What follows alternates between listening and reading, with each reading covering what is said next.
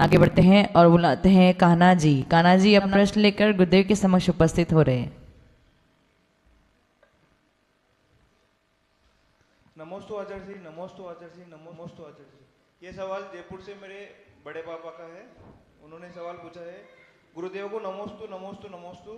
मेरी शंका है कि भगवान, गुरु और माता पिता में से बड़ा कौन है, और इसको विस्तार से समाधान करके विस्तार से समाधान करके बताए। मतलब मिष्ठान से। भगवान, माता पिता और गुरु, इन तीनों में सबसे बड़े कौन है? अच्छा कान्हा, आपकी राय क्या है? एक तरफ भगवान बैठे, एक तरफ गुरु जी बैठे, एक तरफ पापा जी त्रिलोक जी बैठे। अब तीनों में से आपके लिए बड़े कौन होंगे? पीछे से आवाज आ रही है। तो माता पिता। बस यही तुम गलत हो गए।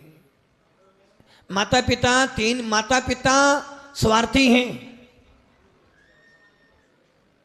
इन तीनों में से सबसे बड़े कौन होंगे बताओ? अब भगवान भी बड़े नहीं होंगे, क्योंकि भगवान भी मुनि बनते हैं। गुरु गोविंद दो खड़े काकेला गोपाय, गुलबर यारी आपकी गोविंद दियो बताए।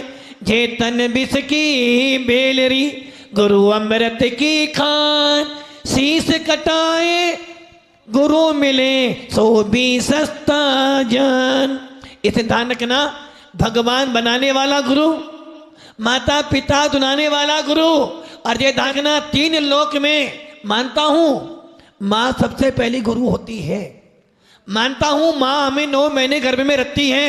मानता हूं कि मां स्वयं भूखी रह के हमारा पेट भरती है, और वो पिता दिन भर मेहनत करके खून पसीना एक कर कर हमें पाल पोस के बड़ा करता है। किंतु स्वार्थी हैं, वो सोचते हैं बेटा बड़ा होगा बुढ़ापे की लाठी बनेगा।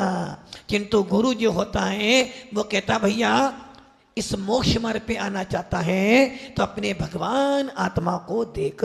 इसलिए 3 लोक में सबसे बड़ा स्थान गुरु का है, क्योंकि गुरु के बिना तो भगवान भी मिलने वाले नहीं है। गुरु यदि भगवान नाराज हो जाएं, यदि माता पिता नाराज हो जाएं, जीवन चल पड़ेगा।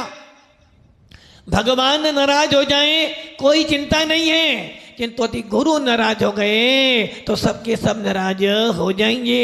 यदि भगवान नाराज हो जाएं, हमारे भगवान नाराज नहीं होते, किसी की मानता हो कि भगवान नाराज होते हैं। यदि भगवान नाराज हो भी जाएंगे तो गुरु पटा लेगा, माता पिता रूठ भी जाएंगे तो गुरु नए माता पिता बनवा देगा। किंतु गुरु रूठ जाएंगे तो कोई तुझे नया गुरु आकर देने वाले नहीं है। इसलिए सबसे बड़ा स्थान गुरु का होता है। और एक सवाल जो मैंने पूछा था अनाज के ऊपर, तो उसमें सपना जी टेम्बानी का एक सवाल था जो रह गया था। उन्होंने मेरे को बोला कि मैं पूछूं आज।